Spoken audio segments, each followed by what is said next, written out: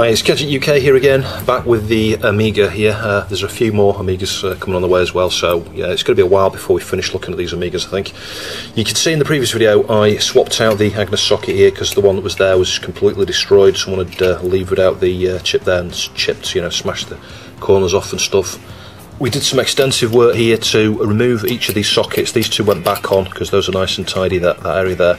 We tinned up lots of things here and cleaned up a little bit. There's still some more bits of copper and corrosion stuff that needs dealing with. I'll remove these wires in a minute. We'll clean up this area somewhat and just deal with these little bits of corrosion here. Like I say, further cleaning and just tinning them up. Once that's all looking tinned up and clean, the next thing is to deal with this chip here, Gary. We removed Gary, and whoever previously removed it had done lots and lots of damage there. There were bits of wire and stuff joining it on both sides there, so yeah, that's going to be the majority of the work within this video, dealing with that, I think. There's still some issues with the filter circuit around here, but it's a secondary thing, that's like audio. These things here are going to be required to boot. That's what I want to do. I want to get these three things sorted so that all connectivity is good. Get a full set of chips in there and power it up and see if it actually works. It should do in theory, but we might have a RAM fault. So the next thing I'm going to do actually, before I do any more cleanup work, is I'm going to work out where the damage is here, because this area here is clean. I can get the two sockets back on here, we can stick the wires in place and then just focus on the bit that's left. So as you can see, I've just drawn the same outline here, with the U12, U13, U12, U13 with the pin 1 marking there. 10 pins on each side of these here. And it's a case of using some magnification. So yeah, Mr. Magnifier is your friend, so you won't be able to see it through this, but I'm just holding that there, looking through the magnifier, and then measuring from point to point. So I can show you the first one as an example. The connection down here, I just want to make sure it goes where it should do right up here, because some of these traces here have been affected, and I can just follow the trace. It goes to one of these silver ones here. You can see I've got a join there, and it's the inner one. It goes all the way up here, still got a join up there, and it goes to that via, and we got a join. So that one's okay. Don't need to do anything on my diagram, and it's a case of just methodically going across from left to right. So the next one, where does that go? Goes to there. So yeah, the pad's a bit questionable there. I might just stick a mark on my diagram to show that that has got a questionable pad. So the way I'll do that is this one here. I'll just make it black like that, so I know that that could be an issue. And in fact, what I will also do when I get that sort of thing is draw that line in. So let me just test that again. It was the second one to the first one, wasn't it? Yeah. So it's the second along the bottom to the first on the top, and I can just sort of draw a little wire, second on the bottom to the first on the top. So it's not going to be exactly the way it's laid out on the board. I know that I just need to just make sure that those two are connected when I got the sockets on there. If I haven't, I know that it's that pad. Does that make sense? And another example is this pin here. So you go 1, 2, 3, 4, 5, fifth along the top here. You can see the trace next to it. I'm at a distance here, but there's no connectivity. There's a break just on the very edge of the pad there, which means that this is not coming up here where it should do. So I just need to work out, I need to try and follow with magnification, follow the trace. Yeah, so the trace goes up, it should go up to that pin there. So we've got 1, 2, 3, 4, fifth one along, but it doesn't join. So it's like 1, 2, 3, 4, fifth one along, goes to fifth one along. That wants to go down here to 1, 2, 3, 4, 5 to here, like that. So I know that needs to be in place there, the fifth along here to the fifth along there. Does that make sense? And as I say, what I'll do is once I've done all of these and worked out exactly where I need those wires, get the sockets back on, measure those connections to see if I've got the connectivity, and where I haven't, I'll just join a wire on the underside. Dead simple. So I think if I'm correct, we just need 3 wire, 1, 2, 3 wire, 4 wires there, I can't count. There was one where there's a little wire in between the third and fourth pin from this side here. So you can draw the wires on as you need to. There's no point in drawing all the wires on and all the traces, because you'll just spend ages doing it. It's just the stuff that's missing that is key. And it's obviously important that you get any wires in exactly the right spot, according to whether it's in between 2 pins, and do you see what I mean? Try and get the alignment the same. So you can see that's what I did with this, where these 2 chips are here. There were 2 pins overhanging on that side there, so you know, I made sure they were sort of aligned the same way. Does that make sense? Hopefully it does. And a note there, just says the top side. Bear in mind we're going to be sticking wires on the underside, so I'll have to transpose these, you know, I'll work out, you know, which pins it is, flip the board over, solder the wires on. So one final thing before I commit to doing that, there's a couple more things I need noting on this diagram here. And this is, I've mentioned this a number of times, when you've got pads missing like you do here, when you try solder those, the solder may not go through to the other side. So what I need to do now is, on this diagram here that I've just done, work out which those 2 pins are, and it's actually the top of the 2 chips, so it's this one here. And it's those 2 pins on the left hand side, which is the bottom 2. It's going to be these 2 here, I think. Thinking about this, yeah. So on this diagram I would stick a circle there, a circle there. I know that these are going to be problematic, so I mean, I've got a wire I already need to do there anyway, we know that much, so I don't need to worry about that one, but this one could be a secondary issue. So what I will then do is flip the board back over, just make sure, so it's the bottom, I'll just make sure I flip this the right way, it's the bottom of those, isn't it? Yeah, so it's these 2 here. As I say, we've got the wire on the diagram for the first one, but I'm going to now follow that second one and draw its wire in where that goes, and then we can test the connectivity when the socket's on there. If I don't have a join, I know the solder hasn't flowed to this side, and I can just stick a wire on it, or even just try adding a bit more solder until eventually it flows. But you can see the points. That is the problem you get, where you get pads missing on the underside. You know, the point here might not join, despite the fact the connection is okay. I'd missed this pin completely because there was the connection here on the top side is broken anyway. So yeah, I need to fix that no matter what. So it won't matter that it's not joining, you know, on the top side here, because it's broken at that point. But you can see I drew the 4 wires here. This is the pattern that on in the board. There's one there that's just offset above these 2, almost at the same level as the one to its right. So I know that the wire needs to go to that wire, and then from that wire to the 3rd pin here on that chip. So yeah, having done all of that, I'm going to get the sockets on and stick the wires on. So I've anchored the corner points inspector to make sure it's straight. Soldering at a funny angle here, so yeah, this might not look natural.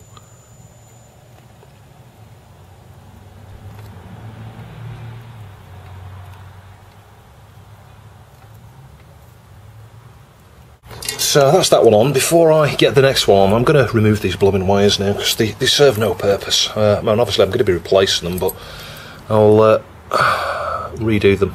So yeah, let's just try and heat. Yeah, just pull it out of the way. Yeah, that's one off, I think. Same here, that one's not even on, it's just hanging on there, look. I don't know if it's glued down or something there, it might be melted onto the one next to it. I don't know, it feels like there's something, yeah, causing it to stick in the middle there. That's that one off. Let's do the same with that one.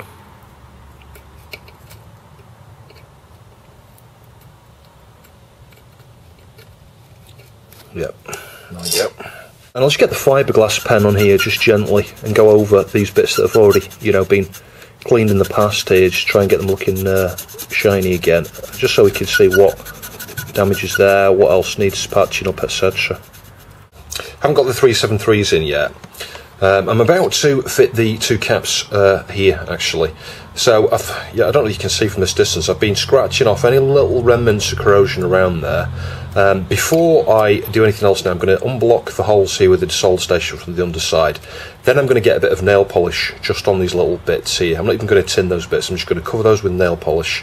I may then cover this bit with nail polish, these traces here, because they're all done, they're okay, they're tested, they're all working, there's no issues with those. And it just sort of like completes this side, it means we don't need to worry about it.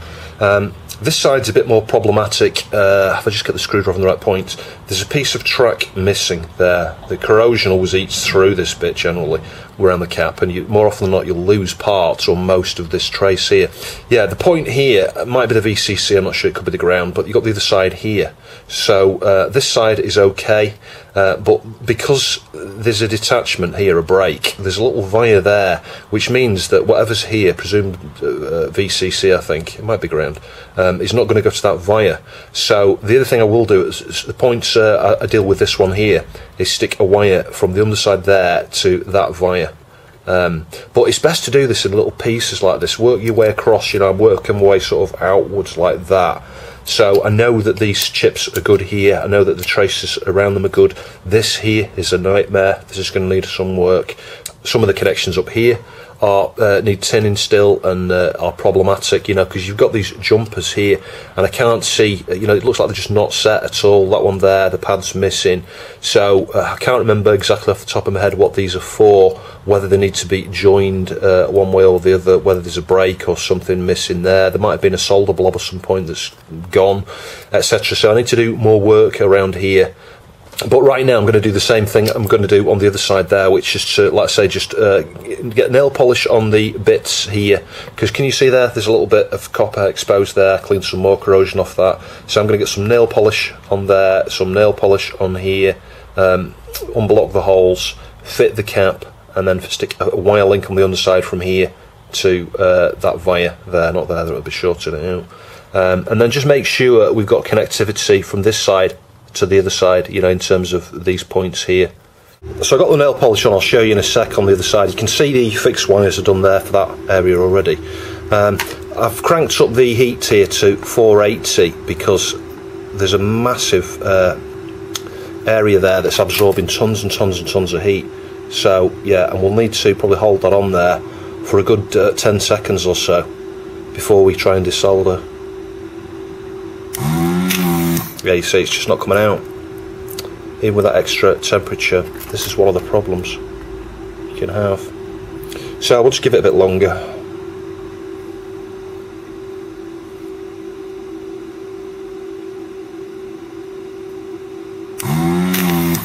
Still not there. Yeah, removed as much solder as there as I can, but we still have a blockage.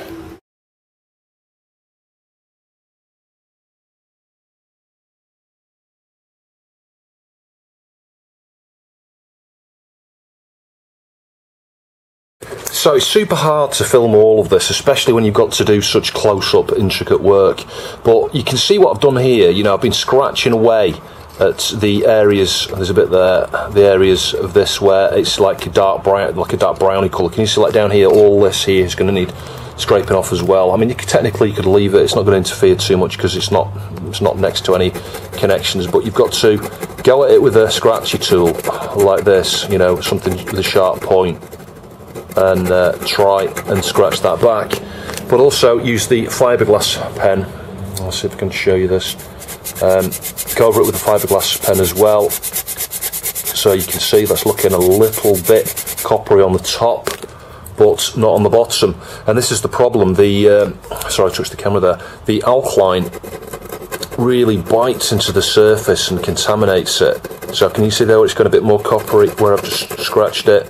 This is why you have to scratch at it.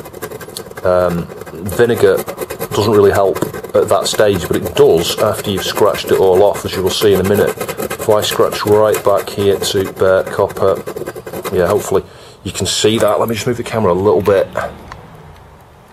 Can you see that? Yeah, so we're getting back to bare copper there. You will see that the vinegar then makes a big difference actually in terms of the cleanup work. The vinegar is super useful.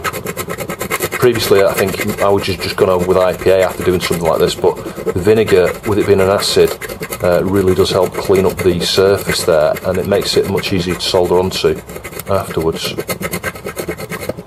Yeah, it thins out a little bit over here. There's not very much of it. It's just like a little edge of it that's where it's eaten into the edge of the where it's into the edge of the trace there. You know, not a lot. So again, I'll go up with a fiberglass pen, and I'll show you from the top side just so you can see a little bit clearer what I've done there. So you can see that's what you need to do, and you still get little bits like this down here where it's not exposed enough. There's still some dark green stuff there. so it's highly time consuming. But I'll show you what happens when you wipe over this with vinegar. Yeah, so as I say, I will then wipe over with vinegar. Can you see it comes up super shiny there? Because the acid is, and look at that dark green mucky mess coming off there. The acid is just helping etch into the surface a little bit there. But finally, you know, obviously wipe over with IPA. But you can see it kind of extends out all the way on the very edge here, up and right to the very end. But yeah, we could just deal with this like this and scratch it off. I'll, you know, perhaps won't solder over it. I'll nail polish over this bit here, perhaps. You know, you can see more of it here as you know, if I scratch around here, you can see the solder mask starts to come off, and we've got like dark brown copper trace underneath. This goes all the way up here, but look how dark it is. You can't even see it, it's that dark. And that will not, you know, solder will not attach to that, but it's still corroded, so if you don't deal with it, it can spread. When we come to look back at the first 500 I did, the one that's in my collection, we might find that that no longer works because the cleanup work I did there was perhaps not as thorough as it should have been. Like all my videos, they're an evolution. You know, I'm showing you how to do things, but I'm constantly evolving the process here as I learn from some of you guys and gals. You know, people always post comments. So, you know, my level of knowledge and experience increases with every repair I do, actually. They end up being, you know, these end up being super time consuming. They're not economical to repair. You know, if you're in the trade, someone wants you to repair one of these, you know, and you charge them for it. Yeah, you'd be crazy, really, because going to the level I'm going to here, you might spend 20 hours on it. Well, you can't charge that to a customer. But if this is your own kit, you know, or like me, you just want to save these things regardless of the amount of energy and time you've got to put into it, then it's worth it. You know, you're going to get something out of it. I get something out of each one of these that I managed to repair and restore, whether it's, you know, evolving the process and improving the process, or whether it's just the satisfaction at the end of the day of seeing it working and being 100% reliable and knowing that you've got a good long-term reliable fix on there. So I need to do a final bit of tinning of a few traces here. You can see there's just a few bits of copper, not a lot, and then that bit there is kind of done. I have done the mappings here. I've got my diagram, and apologies for the crudeness of this. Look how this comes down here, this line. This is the chip. You can see the pin 1 mark in there, yeah, so it wasn't a straight line. Use a ruler if you're going to do these things properly. You can see the resistor part there, and I drew the little notches, you know, for the pin numbers there. I haven't drawn all of them, it's just so I know, you know, this wire here is the 3rd from the left, 4th from the left, 5th from the left, and then here, 3rd from the right, etc. So using a magnifier, you know, you just zoom in, you put your meter on continuity test from one side where, you know, as example here to there, you know, and just work out what's broken and what's not. We've got one link there that's broken, actually, that third one there. It looks like it's good, but there's a break here. You can't even see it, but there is no connectivity there, and there should be. As I said earlier on, I think one of the things here was patched incorrectly. Someone had put a wire across one of these, and there shouldn't be. It doesn't. One of these here, I think it either goes diagonally like that, or it doesn't even connect to anything. So, in any case, that's that. That there with that little dotted line indicates. I think it was this one here is, yeah, it's broken from the trace that goes next to it. So the other thing is I've drawn some additional wires on here where there is a connection, yeah, from this side. For example, something like that there, but the pad is missing on the other side. And so the reason I've done that is so that afterwards I can test that that is there. If it's not there, I know that the solder has not flowed from the underside to the top side. Does that make sense? And I can just fix, you know, put the wire on myself on the underside. We've got one that comes off here to a bit of a further distance, pin 8 on U9. That 3rd pin up here, so I think U9 is one of these here, I forget which one it is. Yeah, I super confused myself there for a minute. U9 is down here, it's the real-time clock chip, pin 9's up here. So yeah, I was right with that. It took me ages to work that out. I was like, there is no U9. I must have made a mistake. I was assuming it went to one of these here, because the trace comes sort of down here, goes underneath here, and I think it comes to one of the wires around here. Well, that then eventually, you know, leads off down here, I think. And that's there now. It might not be if the solder doesn't flow from the other side because of missing pads. So I'll do one more sense check with this, you know, just test over every pin again, just to make sure that my diagram is correct here, and then I'm going to have a go at mounting the socket. So a couple of quick tips here. Hold your board up to the light, I'll show you. Can you see? You can see which pins are blocked and which aren't. You know, there's a couple in the middle of the bottom row there. That's one way of just quickly checking that your pins are all unblocked before you stick your, try and stick your socket on. The other thing is with this diagram here, bear in mind, in relation to this here, we're going to be doing things from the other side. What you can do, again, is just hold it up to the light. I don't know, you can see that. You can see through it, if you use fairly thin paper, so you can work out which wire wants to go where, that way. I mean, if you drew onto a clear piece of transparency, the sort of thing you used to use for projectors and things, I don't know, if you've got any of that knocking around, a clear piece of plastic, you could draw your thing on that, and then it's easy to see through the other way, so when you've got the board this way up, where your wires need to go. I mean, it's still a state here, look, all these pads here missing, but yeah, hopefully we should be able to get it looking as tidy as this. It's not too bad. We only ended up with, I don't know, 6 or 7 wires around that area there. The Agnes we've previously done there. Need to clean up around here and stuff, but I'll wait until I've done this bit here and got all the fixed wires, and then I'll clean up that area. And we'll finish off by just focusing a little bit around some of this, because some of these pads and things are missing here. I'm not sure how those need to be set. I'll need to look at the service manual to see if those need to be configured on at those jumpers.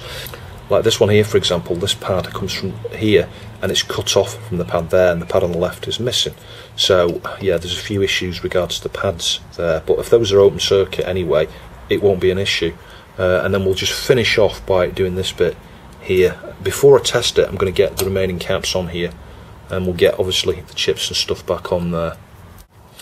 So I soldered the socket on there. Any of the pads where there's no pad on the underside, heat it for additional time. But it's important, let's say you've marked those wherever those connections go ultimately on your diagram, because you need to test them to make sure that those pins are joined, and I'll show you some examples of that in a sec. So we're gradually getting there. It's looking a state, but it'll clean up. One of the pins I'm doing with here is just a pin. There's no pad here, so there's little to solder onto. You can solder onto the pin, obviously, but trying to join a little wire like this onto there, the solder point's going to be super small, and it'll just break off. So what I would recommend doing here is, I don't think you can be able to see this, just get the screwdriver onto the tip there of this slightly extended area, and make a slight eyelet, if you like, a little loop in the Kynar, and stick that around the pin there, and then solder it on, because you'll get a larger area. Let me see if I can just crunch that together and I'll show you what I mean. Yeah, hopefully you might just be able to see that. I've made a little eyelet there, a little loop, because then when you hook that over the pin, slide it over the pin and solder it, you'll get a larger solder blob. It will hold and support from all angles of the pin, rather than just the wire, your pin coming through the board like that, and the wire just being soldered with a tiny particle of solder and breaking off. You've got a loop like that, so, tighter the better, so that, you've got a better, the solder will adhere around it.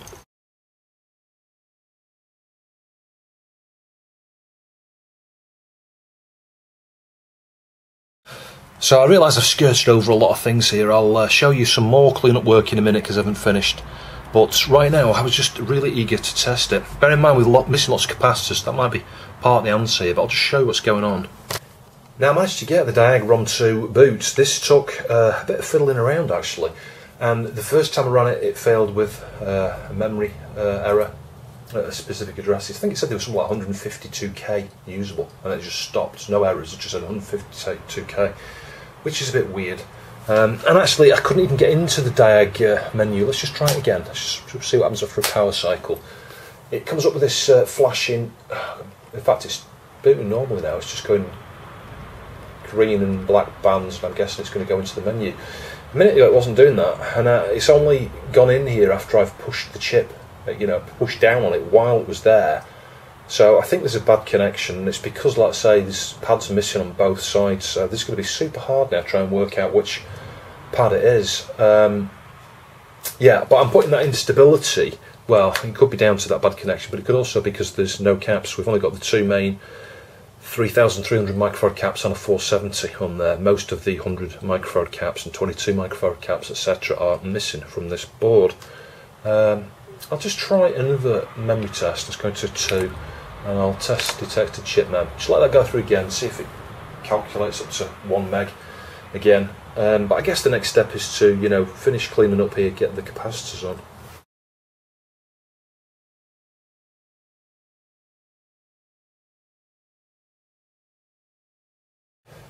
So again, it's managed to pass the test there, right up to 1 meg. Now I'm going to switch it off. I'm going to take the BIOS out, the Diag BIOS, and I'm going to stick kickstarting. I think we've got 1.3 here. Yeah, sorry, mistake in previous video. I referred to it as Workbench, or vice versa, I forget which. But the chips, the ROM chip is kickstart. So let's try that. Now this wasn't working. Look, you see green screen? This is the strange thing. I just can't get my head around this at all. Can't get my head around how it can pass, well, certainly pass the memory test. Obviously there could be other issues there. It's just really weird. Ah, I found a problem. That is interesting. I'll show you what I'm doing now. Hang on. Let's just see if the disk icon comes up. Because that would explain it, and it is a bad connection somewhere. So I'll switch it on. Right, I'm going to show you the green screen. Yeah, green screen. Okay. And if I press down here, hold down, switch the power off and on. In fact, I didn't need to do that. It went grey then. Point you up. Can you see? So, yeah, I hate problems like this. This is going to drive me to despair. I mean, I can test with a logic probe to see what goes high impedance maybe. That might help. So something around the CIA there, but bear in mind when I push down there I'm putting stress on Gary. So it could just be one of those pins that's not got, you know, a pad on the top side that's not making a very good connection. It's just barely touching. And this is the problem. You can measure that sort of thing on continuity test. If I let go now, see what happens. Yeah, you see it's gone off. Press down again, it's alright. So, yeah, we've got a bad connection. But the good news is we're pretty much there. We're at the finish line. So, in order to work out the capacitor sizes, because I didn't remove the caps from this, someone else had already removed them previously. I've got this page here from the 500 plus service manual. So, like the one, for example, down here, where's it gone? What I'm going to do next is, you can't quite see it, C814. So, looking at this here, I can't see what is it, yeah. C811 to 816, all 100 microfarad, 16 volts. So I've got some good Panasonic, I think they might be CE series or FR series, these, I'm not sure. Anyway, they're definitely Panasonics. Some of the smaller ones like the 4.7s and stuff, I might have to use some of my existing caps that probably aren't brilliant brands, they're like Forever or something like that, I think. But they'll be okay. The main thing is there are no caps on this at all at the moment, so yeah, we got those. We kind of get that little bit of instability there. It's doing what the first one did, the one in the first video where you switch it off and on, you can get a guru. You switch it off, leave it maybe for 10, 20, 30 seconds, switch it on, and it'll be okay, and it's fine. You know, you load games and things totally rock solid. It's not like you get gurus in the middle of games. So I don't think the caps are going to make any difference to that, but, you know, the fact it's gotten not hardly any, but nevertheless we need to do it. Something else I'll point out, that 470 should be 1000, so I'm going to swap that out. Those two should be 1000. They seem to downrate these on the 500 plus. On the earlier boards these are both 3300, so I'm going to leave those 3300s on there. Actually, it could do with a little bit more smoothing, not less smoothing in my mind. So yeah, so you can see one of the holes there is partially unblocked, I think. In fact, it's not unblocked at all. Now the big problem with this is because of the amount of copper connected to each of these here, it can make them very difficult to desolder. So what you can do is just, in fact I'll show you, we'll try and remove as much solder as we can off that, and then we're just going to indent the surface and push the cap through as we heat the other side. And flux can help as well, but yeah, we'll just try and heat and suck away as much as we can, which is not going to be a lot. You know, I can feel the solder iron sticking to the top, which shows that the board is absorbing more heat than the iron can produce. Can you see that? It's stuck. Adding a bit of flux can help. There we go, we've got a bit of an indent there. So I've added a little bit of flux there. We'll clean this up obviously before we fit the cap, but I'm just going to try and use the desolder braid to see if we can suck any more of that off the surface. Yeah, you can see that one's unblocked a little bit. Sometimes these, look, that one's just totally unblocked. Some of these will unblock just with the desolder station or just with a bit of flux and desolder braid. But hopefully you can see that's a lot better now. So that should make it much easier now. Just get it right around. Plus is marked to the bottom there. The cap's got a negative indicator there with a little band, so we can just put that in position. But yeah, you see the negative's not going through.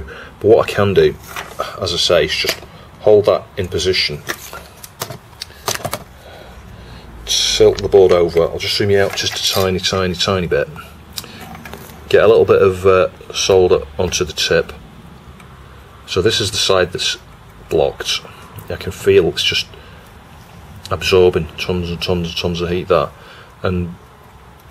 But if we, keep the cap, keep some pressure on the cap, just get a little bit more solder. It's hard to believe that it's still not going through. There you go, it's sliding through. That took an incredible amount of time. The other thing, once you get it through a little bit, stick a bit of flux on there as well. You can do that beforehand, but yeah, that will just help with the heat passing through as well to the other side. Where's the cap gone now? Well, this is a painful reminder for me that I really need to get a better soldering iron.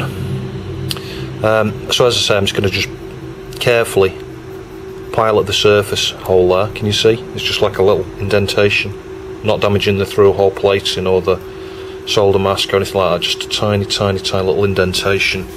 The hole on that side is unblocked, no worries at all, which is surprising, because if you look at, in fact no it's not, because look at the trace, it's quite thin, and it's thin on the other side. This one here, it's all of this area here, all this area around here, which is the problem. So positives on the left, negatives on the right. As I say, I can just, it'll fit into that little indentation, and I can just heat from the other side until it slides through.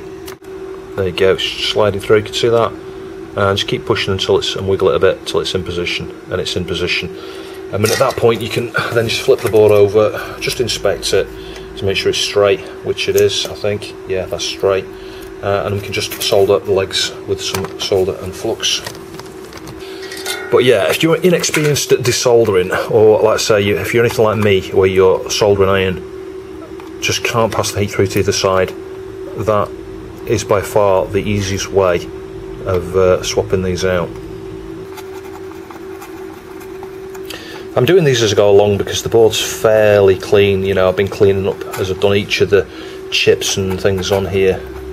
Take a picture of those so you know which one goes in which position, or use the service manual, and just remove them all and either replace them all or clean them up.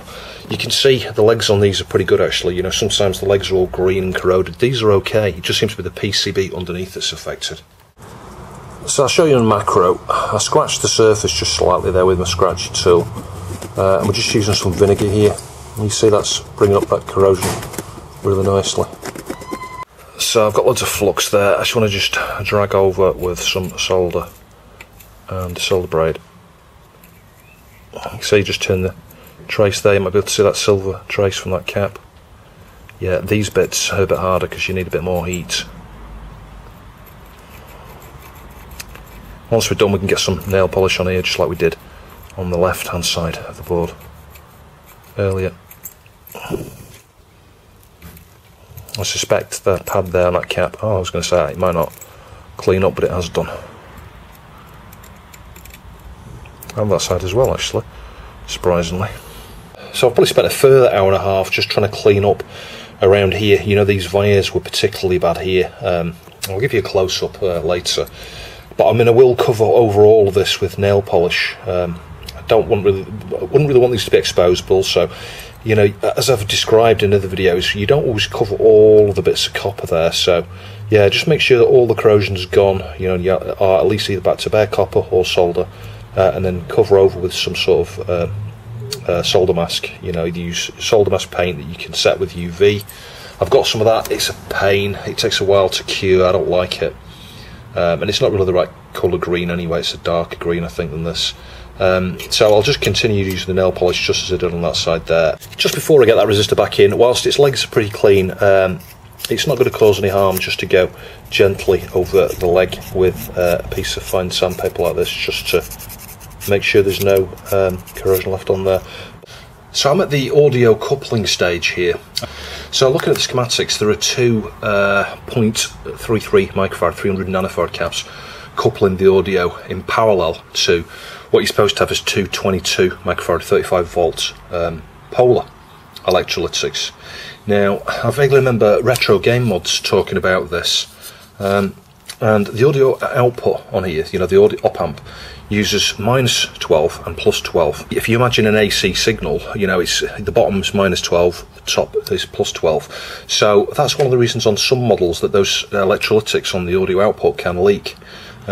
You should have bipolar caps. So just to confirm that, just to make sure I'm not going bonkers and they didn't revise it by the time they got to the 500 plus, and I don't think they did, because even the 4000 suffers from it. And I think I read an article about it a few years back. I think the guy on there came up with the theory that what probably happened is on the original version someone then made the mistake of not understanding the op amp they were using, not realising they were using -12 and they needed a bipolar cap on the output, and then it got copied. You know, with each new version they just copied and pasted that part of the circuit, thinking, oh, we don't need to revise that, nothing wrong with that, etc. But just to confirm, I've put the ground on one of the ground points on the board here. It's powered on, and pin 4 and pin 11, this is the op amp here. I think mine's got the, I can't remember, is it a TLO8 or something, or a TLO4, I can't remember. But I just had a look, I'll stick it up there. There's two different chips, but I think the pin out's the same. So pin, sorry, you can't see the meter, can you? Just put the meter there, pin 4, if we just measure that, as you can see, +12, and the opposite side there is pin 11, -12. So it does indeed need bipolar caps there, really. It would probably be technically okay with polarized ones. So you can see one I got here, these are quite good quality ones, 35 volt, 22 microfarad, no band. You know, you can get these the way around, doesn't matter. I'll stick them in the same orientation just for consistency, but I'll unblock those holes there now and fit those. Well, those two were a joy to fit compared to the previous ones, and the reason being is obviously there's no large planes of copper connected to them.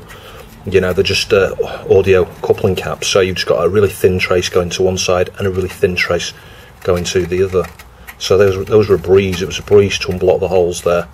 If you've done a recap on your Amiga 500 or 500 Plus, you might want to consider taking it apart and swapping those bipolars. Technically, like I say, it will work, but I don't know, maybe it'll affect the audio quality just a little bit, possibly, I don't know. So final two here, I've got lots of cleaning up still to do. I'm using a bit of flux and solder braid here. The pads on the other side, on these 22s here, where these 22 microfarad caps go, are mangled. I'm guessing it's because perhaps they were hard to get off because of the corrosion. You know, the corrosion would have perhaps affected the solder on this side here.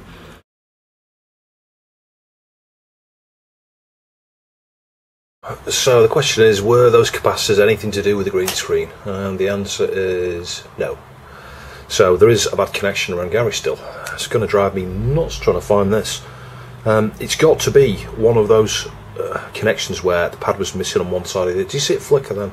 And if I press the board down, got to do it in just the right spot.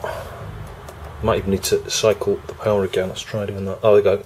Look, I'm holding it down, holding it down, holding it down, and hopefully we should get workbench icon now. There we go.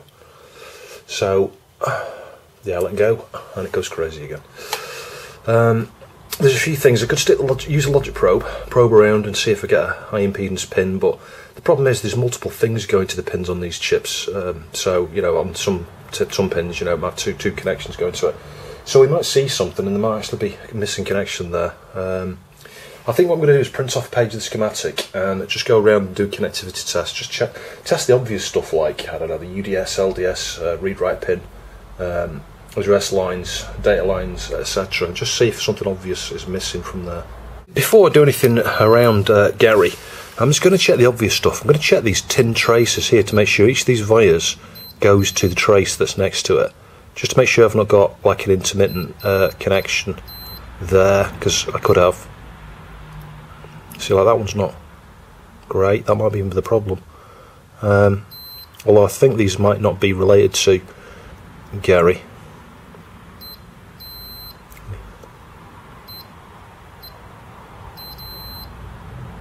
Yeah, one or two of these there's hardly anything exposed for. Let's just test that one again. Yeah, it's alright. So I don't think it's anything to do with that. So I printed off this page from the schematics here. So you can see the pin numbers around here. You know, they don't correspond with how they're laid out around the chip. But they do have numbers, so like 4, 3, 25, can't read what that says, 39, 38, 37, 36, 35, 34, 33, You can see those are address lines, so it's easy to test each one of those. You should have connectivity to the CPU on each of those. So you can just literally, put your probe on pin 39, use the other one, just drag all the way around the CPU until you hear a beep. If you get a beep, you've got to join. You can rule it out, because what we're looking for here is a make/break connection, something that's, you push pressure on, it's joining back up, and then you let go and it breaks again. So it should be fairly easy, and it's consistent. When I just, the board's flat like this, it doesn't work. DTAC comes from the CPU as well, I think. Well, it might go to, one or two of these might go to the Agnes. You can see, in fact, see the links to Agnes here, so I can check those. There's that _ROMN I was talking about, ROM enable. It's not going to be that, because it is booting the ROM. It's green. The green screen indicates it's failed in the ROM test, testing for the RAM. So it's not like that's the problem. Anyway, I'll just work my way around here and show you what I find, if anything. So I've been probing around here with the logic probe, and there were 2 pins, 32, this one here, you see it's doing nothing, and 42, which is somewhere over here. Although, having probed that, put some pressure on it, and that seems to have reconnected actually. I suspect it's the one up here that's not making a very good connection, pin 42. So I checked all the connectivity between Gary and the Agnes here, and everything on this side, most of which I think goes to the CPU. You saw me use the logic probe there, so pin 43 was one that was suspicious, and that should go somewhere. If I just count on the diagram, I'll just show you what I've found here.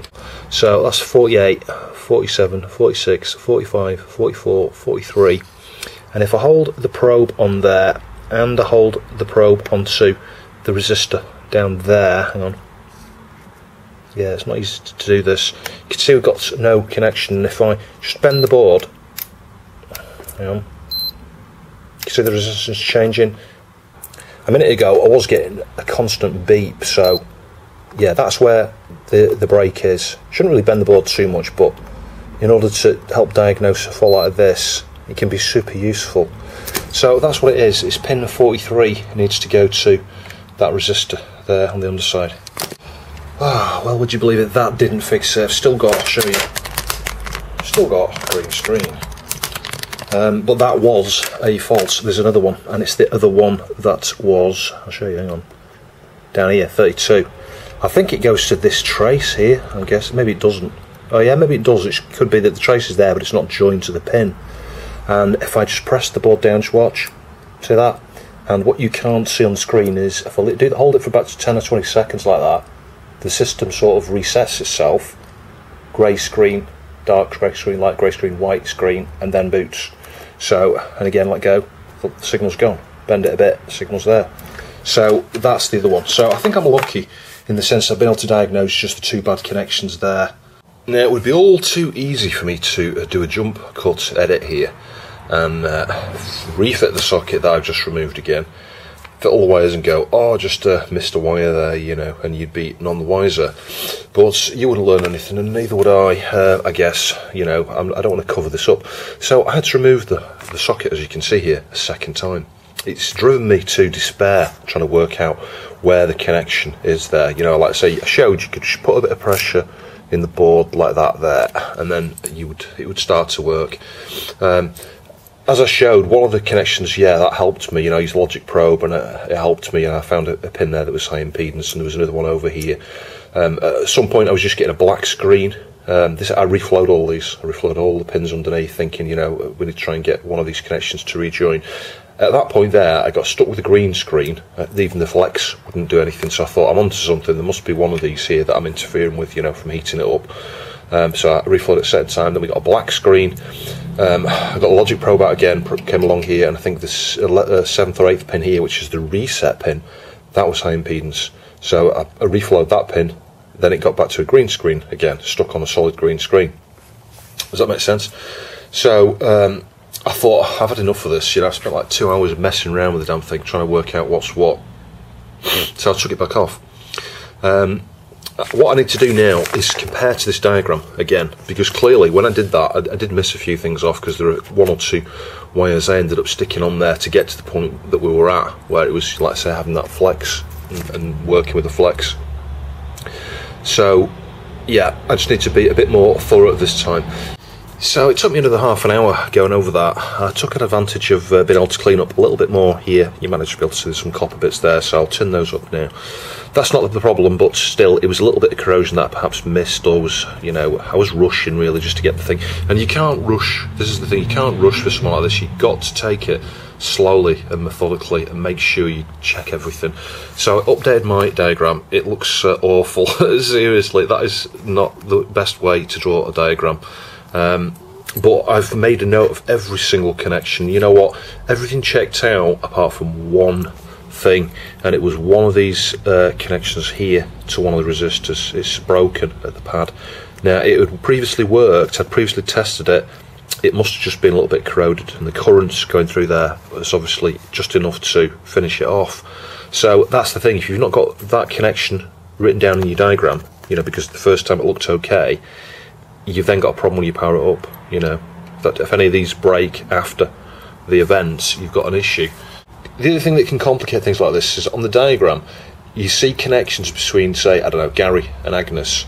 You measure those are okay, and you can think it's okay. But what you don't realise is the way the board's been laid out is a connection from the CPU comes to Gary, then goes to Paul, etc., you know, or somewhere else like that. So you need to then check across to the CPU to make sure that connection's there. And that's the thing, you can just be looking at the diagram thinking, oh, I'm just dealing with Gary here, but actually you're dealing with some of the connections that pass through somewhere else on the board. You know, it depends how the board's been laid out. So I soldered the wire onto the point there, cut it off level with a pin, just heat the end of the wire there with a bit of solder and flux, and the protective covering melts back a bit, and then you can literally just push it in line with the pin and add some solder and flux to join the two. That's it. So after an incredible amount of time, and I mean incredible, I've spent the last couple of weekends working on this.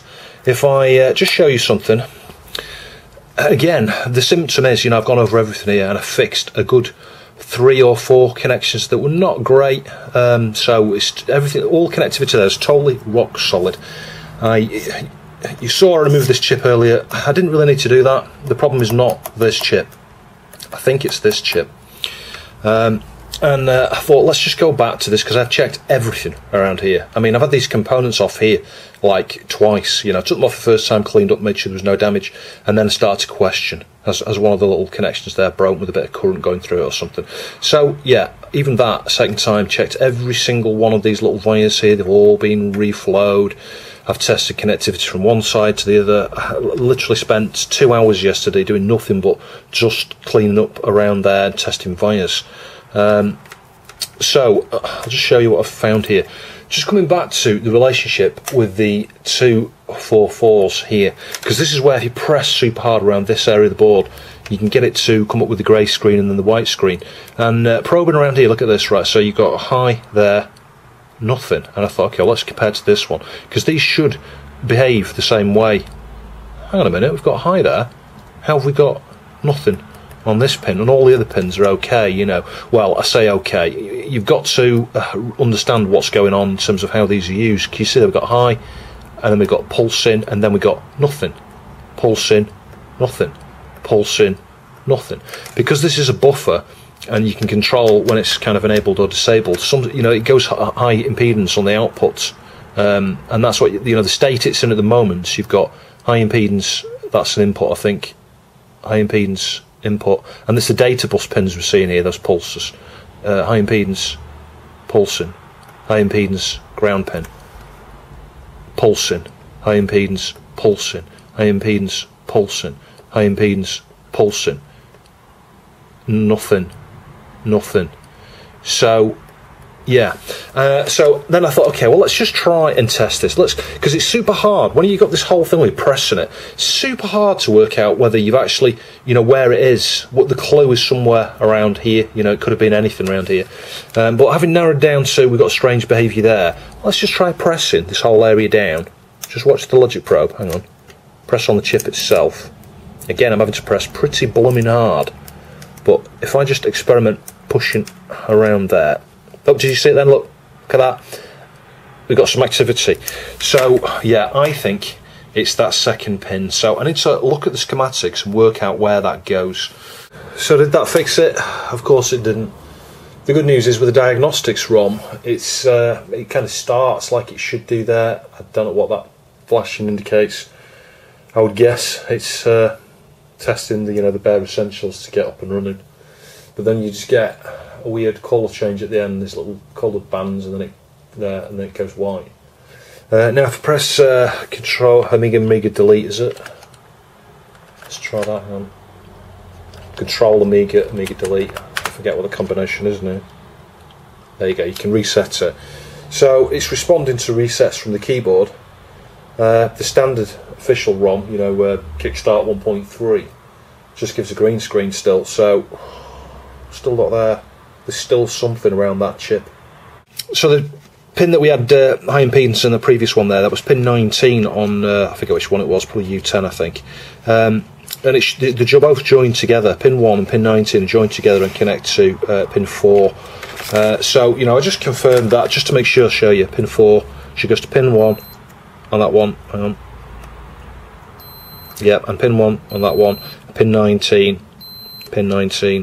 so that solved that. So let's just check on the 373. So pin 3 on the 373 should go to pin 1, and lo and behold, we have some resistance. I know that's the problem because I just powered it up with the test ROM in, and I pushed this pin in here with a probe, and it started working. As soon as I pressed it, let go, went off. So it's that pin there. So it is quite frankly beyond belief. After having refitted that socket a second time and double checking all the work around there, fixing some traces around here, you can see giant blobs of solder just to make sure that things are joined up where they should be on the top side. It's just the same. You just put the lightest amount of pressure now here, and it works, and you let go and it doesn't, and everything around there is fine. So it's got to be something further afield. I've checked everything around here again, all the connections are good. Resistors and things here, all good.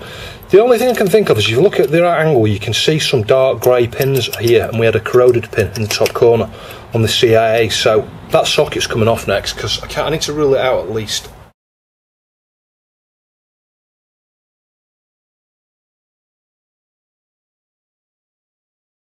So the board is in absolute state. We've got blobby solder all over the place here as I've been reflowing various things, trying to localise the faults.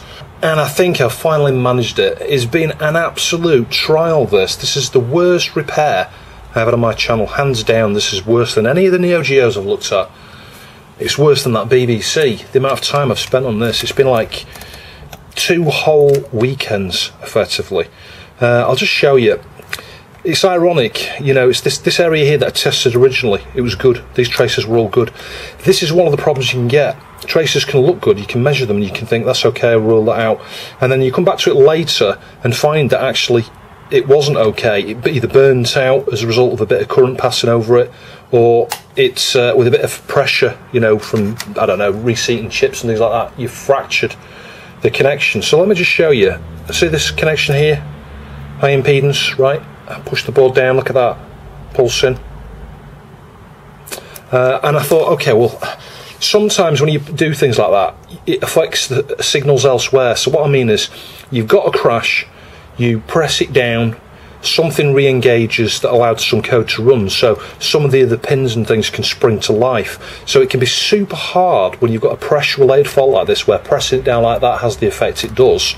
Trying to understand exactly what is the cause and what is just a symptom of the behaviour, if you see what I mean, But if I switch that off, I'll just use the meter here on continuity, and I believe it's one of these traces up here. I think it's that second one. Nothing, right? So let me just press the board down as I do this. Hang on a sec. Hang on. Short, release it, goes away. So that absolutely is our problem. So I need to run a link from here to ultimately wherever that goes. I'm going to trace it. It's going to go under Gary somewhere, I think, that connection. But the good news is that is absolutely the issue. Moment of truth, is that going to work? I think it is. I mean, I've thought that about 20 times when I've been testing.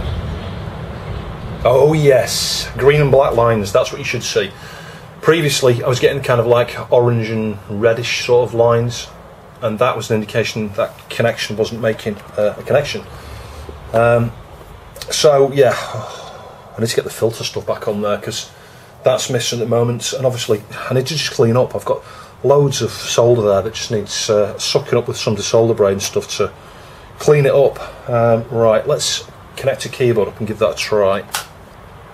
I'm very pleased though, it's been worth it in the end, but this is one of the things, it kind of makes these, you know, not just uneconomical for anybody in the industry to repair, but they're not that easy to repair for hobbyists and stuff.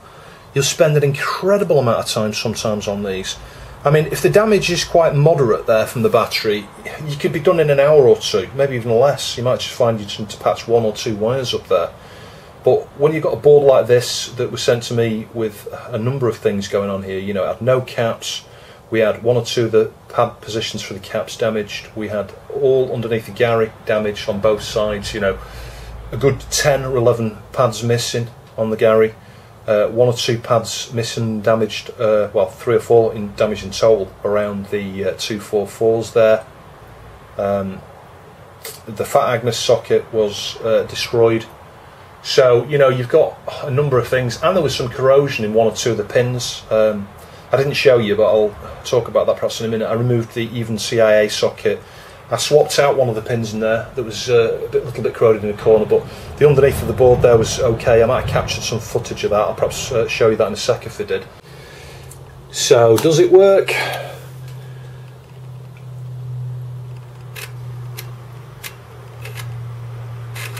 Of course it doesn't. I can tell straight away from the noise.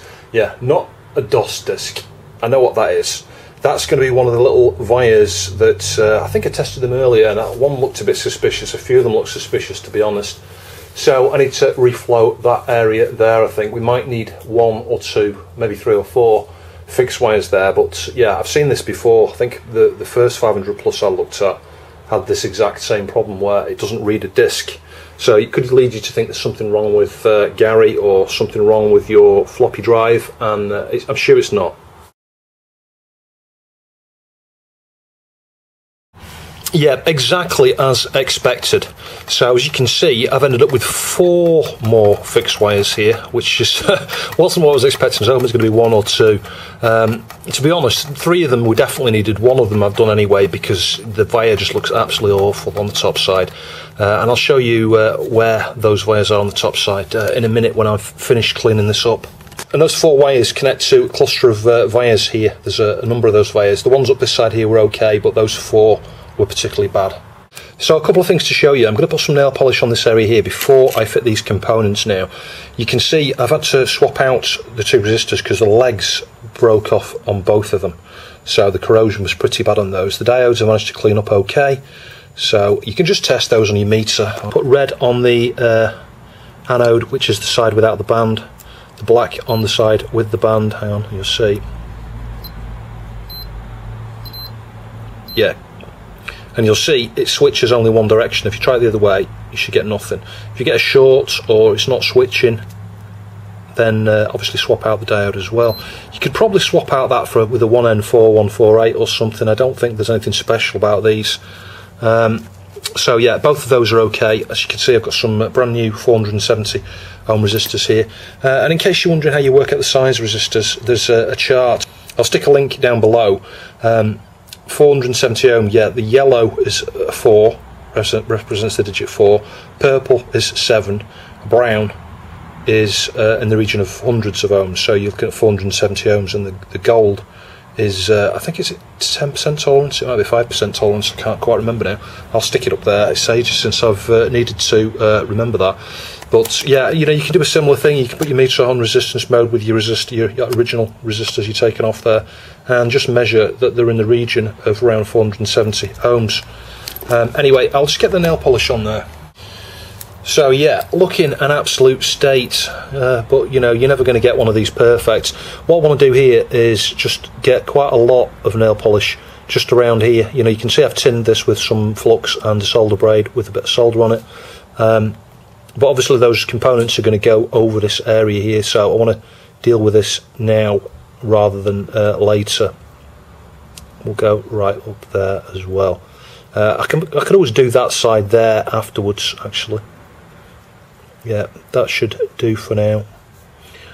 All I'm trying to do is just protect that area of the PCB. The other thing we'll do is we'll just coat this. There's a single trace and there's a bit of ground plane here. Yeah, it's going to be a mess, but you know what, it doesn't really matter, so you just want to make sure it's protected more than anything. Leave those wires there exposed, and we'll just go over the very edge of that. There you go. It goes up to the diode position there, single trace, and all that's been tested. I've tested, it's all good. No issues at all. A quick look at the pins here that I swapped out from that CIA socket. See how green that is? Yeah, so those were both in need of replacement. So I cleaned the edge connector up just as we did in part 1 of the other Amiga. Cleaned off some of the mucky marks on the underside. Some of the connections on the serial and parallel ports and floppy drive ports and stuff here aren't great actually. There's just one or two, I don't you can see from that distance. It looks like it's like half cracked, you know. The other thing I'm going to do is I'll reflow the mouse and joystick ports and the power connector. The power connector must have been in and out of this about 70-80 times at least, you know, just from me testing. So yeah, I'm going to reflow those. They look okay, but it's not going to do any harm just to reflow them. It's got a piece chipped off, the end of it's been chipped off here. So whilst it's probably still okay, and this is going to be from someone putting a screwdriver like that, you know, and they've chipped the cap there, I'm going to replace it completely. So I'm just going to remove that. So the contacts are here, so we'll just add a bit of fresh solder and flux there. That side almost pushed out actually, just as I put the cap over there. The interesting thing with this cap, one side has just literally slid through. It's like it wants to come out. It's like it's trying to wriggle free of the board. So while I heat that pin, I'm just using the pliers to pull that one side of that cap out actually, once it's reached temperature there.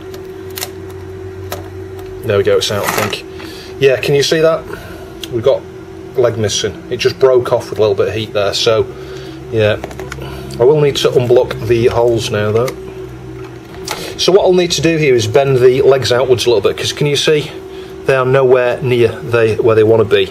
So yeah, I think I showed this, or you'll see this similar technique, same technique, in the one of the next videos actually, because I need a load of these caps to expand the RAM on a 500 motherboard. But just carefully, what you don't want to do is break the corner of the cap where it joins the pin. That'll do. And then just hold it in position so you can work out how much you need to bend them, and yeah, it's not a lot. They just need to be bent downwards again, like that. Just do the same with that side. I think that'll do. Yeah, as soon as those are bent inwards just a little bit, that should fit fine from the other side. So we'll just slide that into the holes, push it down, and solder it in place.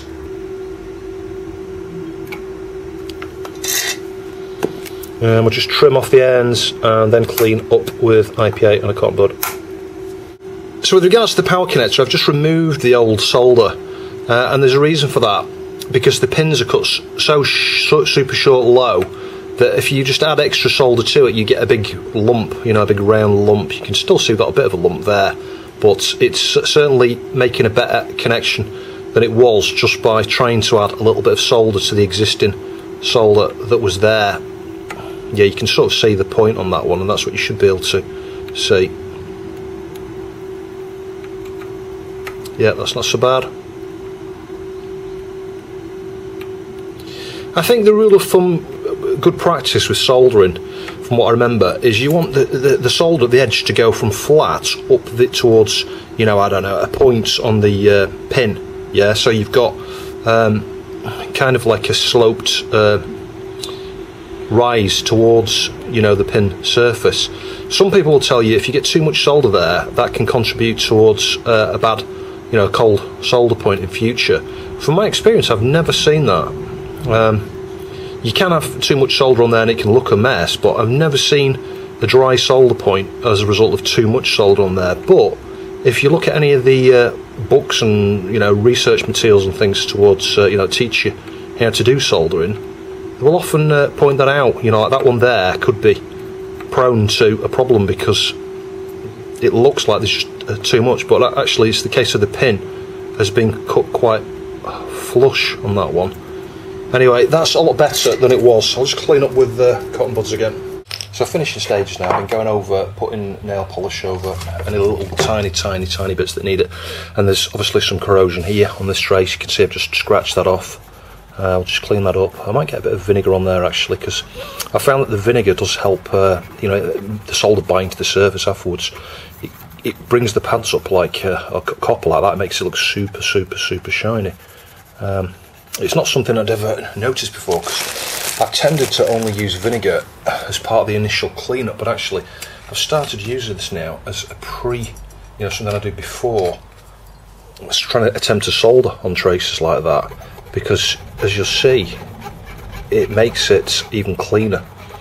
The acid is you know, helping remove some of the contaminant from the surface there. Anyway, all I'm going to do is the same thing, just get a bit of flux, drag it along there with a bit of solder on some desolder braid, and then I'll cover over it with a bit of nail polish. I think it's just the VCC rail, it could be a ground rail, but it goes to one of the pins on the expansion slot here. So yeah, if I don't deal with that, it's bound to be a problem at some point. So I think we're all done. Now you can see I've put a lot of nail polish on there, and it looks patchy and messy. You're never going to get that area looking super brand new, you know, like nothing's ever happened. There's always going to be a telltale sign that a huge battle has gone on there. Yeah, so, but I mean, all the solder points that are visible there, like on these resistors and things, are all good. You know, because of the number of times I reflowed things, you know, we end up with, you can see large bits of solder here, bridging certain bits, and we lost the pad. We didn't lose the pad, I lost the pad here for the middle and the right hand side of the jumper. So there's a little wire there just joining up those two bits. I hope you can see that. So you could still use the jumper, you know, because these solder points are still exposed here. The other thing is with this nail polish is it chips off. You know, you can either chip it off or you can use nail polish remover, and it comes off super easily. You don't leave any remnants of it on the board at all. But that's what you need to do. You know, you do need to cover all this up. But it's absolutely rock solid now. So there's a few little bits of nail polish on the underside here. As you can see, you know, that's the bit I just showed you a few minutes ago. We've got lots of wires on there, an incredible amount of wires. The Agnes was the only thing that's around that area that was okay, I think. Yeah, and the board doesn't suffer for any flex issues. You know, you can bend it a little bit and put a little bit of pressure on, and that's a good test to do. And it's rock solid. Yeah, and the area there certainly tells the tale. It has not been an easy repair. The other thing I would point out, I'll show you the schematics for this in a minute. The way I've got the this is the charge circuit. I think earlier on I might have referred to this thinking it was part of the audio filter, because you can't quite see the silkscreen there. So obviously some of it's worn away and some of it's covered up. But these here, you could be led to believe, because the silkscreen, that's part of this audio filter. It's not. This stuff here is the audio filter. This is actually the charge circuit for the battery. So I've done this according to the schematics, and I'm thinking that's wrong. I think one of the diodes is supposed to come across at an angle one way or the other here, and I think that was a mod that Commodore did, but I'll show you that in the service manual in a sec. So yeah, it doesn't look pleasant at all. Am I proud of that area? Well, yeah, that's the best I could have done. Someone else might be able to do a better job than I could there, but yeah, as you can see, it had a horrific number of wires required.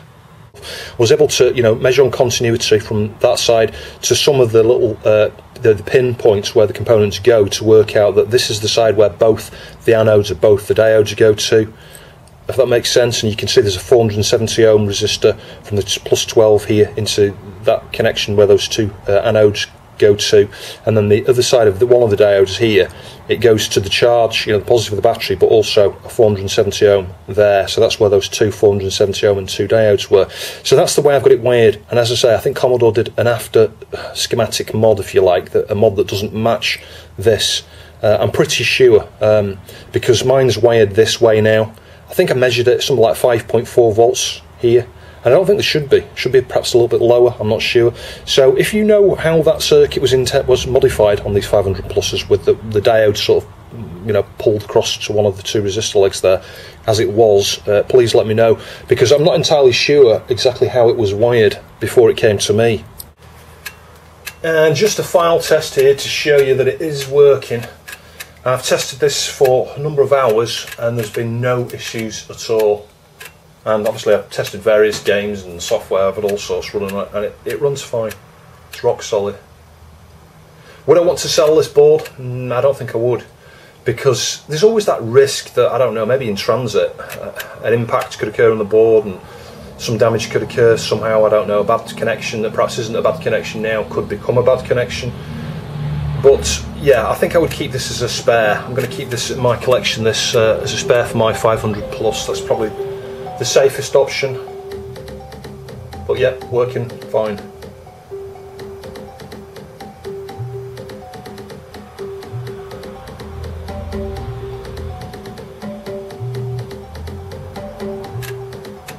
And just to show you there's no trickery going on here, if I just tilt the camera down, you can see this is the one that's running. You can see the LEDs for the floppy drive there.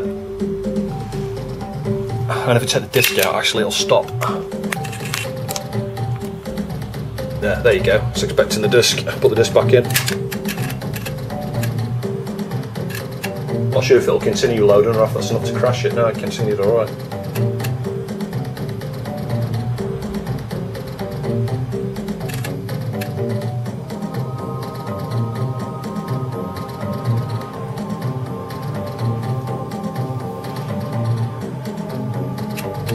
So yeah, got there in the end. Not that happy with how it looks. You know, maybe solder mask paint would have looked better, but you know what? Nothing's ever going to interfere with that, so yeah, I'm pleased with it. So I'd like to say special thanks to Anthony at Riot Retro Gaming for sending this. It's been a complete joy to work on. So before I wrap this video up, there's a couple of links here, thanks to the couple of people that provided these. They're super useful to check out. Now, I didn't use these, I wasn't really aware of them really until finishing the video. One of them is AmigaPCB.org, and you'll find a number of different Amiga models on here. The 500's on there as well, I think, and if you select that, yeah, it says it's a stripped down 500 plus board, and I'll just show you what you actually get. You actually get a full view of the PCB layout, and you can select any of the signals, and it will show you and highlight all the traces on there that are connected to that particular connection. It's the sort of thing you'll have seen Lewis Rosman using on Mac boards and things. You know, there's some similar software out there for things like that. So there you go. It took a while for it to load there, but for example, I don't know if you can see that. You click on one of these little pads here, and it highlights, look, all of the connections to it on different areas of the board. You know, there's some over here. This is a blue trace, so you can see everything related to it. Super useful. So yeah, that's a good thing to consult when you're working on a 500 plus like this. The other useful website that I was aware of is Amiga Hardware Database, and I use this to check the jumpers. I think I skirted over talking about those two jumpers. The one on the right was real-time clock. You just leave it open circuit. If you short it, I think it disables the real-time clock. But if I say open up an 8A motherboard here, yes, there's a low-res version there. I can click the high-res link, and there's the top side of the 500 plus again. Again, you can scroll around. So this is super useful for the area around here. I don't know if you can see that. Yeah, just over here, where you get primarily these are the traces that you'll have most damage with on a 500 plus where the battery leaks. Anyway, I do hope you found the video interesting. Please like, share and subscribe, and I'll catch you in the next one.